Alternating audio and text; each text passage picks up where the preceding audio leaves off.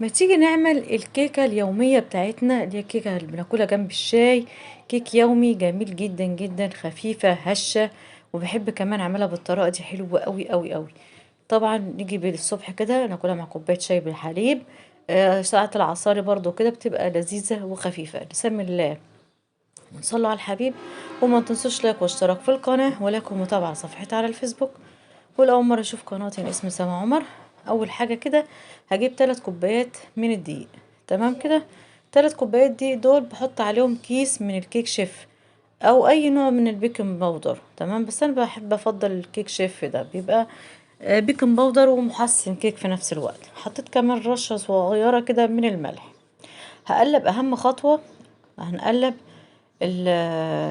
البيكنج باودر او الكيك شيف في قلب الدقيق، ده خطوة مهمة جدا. تمام.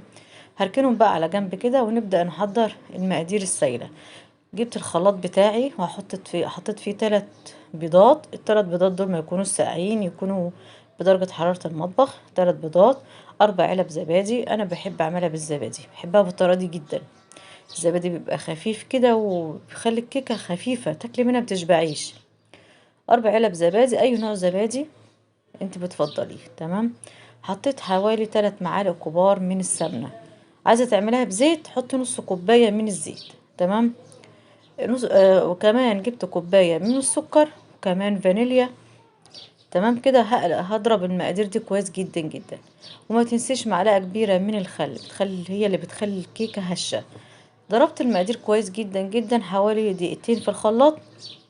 ببدأ انزل عليهم بالدقيق. المقادير دي انزلها على الدقيق وهبدأ اقلب في اتجاه واحد. بدل اقلب كده واخلط. تمام. باي مضرب عندك، المضرب اليدوي العادي، هتضربيها كده في اتجاه واحد.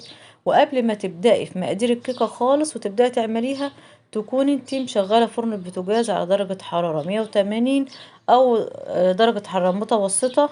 تمام. وهسيبه يسخن كده براحته لحد ما ابدأ اعمل في الكيكة. تمام. بعد كده بدخلها بقى الفرن في اي قالب بقى او صينية، وبسيبها تستوي. افتحي الفرن وقت بقى لما يعدي 40 دقيقة تبدأي تفتحي الفرن، متفتحيش عليها خالص قبل 40 دقيقة. تمام.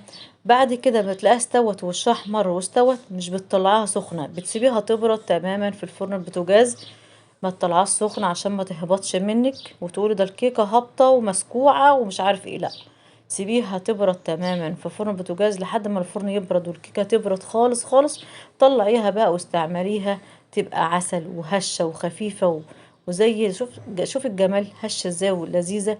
شايفين عاملة ازاي؟ دي الظهر بتاعها وادي وشها. وهنقطعها دلوقتي ونشوفها عاملة ازاي، تحفة جدا جدا. امشي على الخطوات والتعليمات اللي انا بقولها في الكيكة ديت، هتطلع معاكي مظبوطة. وبعد كده مش هتشتكي من الكيكة تماما.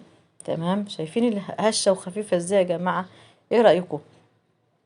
هستنى بقى تجربوا وتمشوا في التعليمات ديت عشان الناس اللي بتشتكي من الكيكة وبتقول عليها مش مظبوطة. واللي ما اشتركش في القناة ياريت يشترك وتعمل لايك للفيديو. سلام عليكم.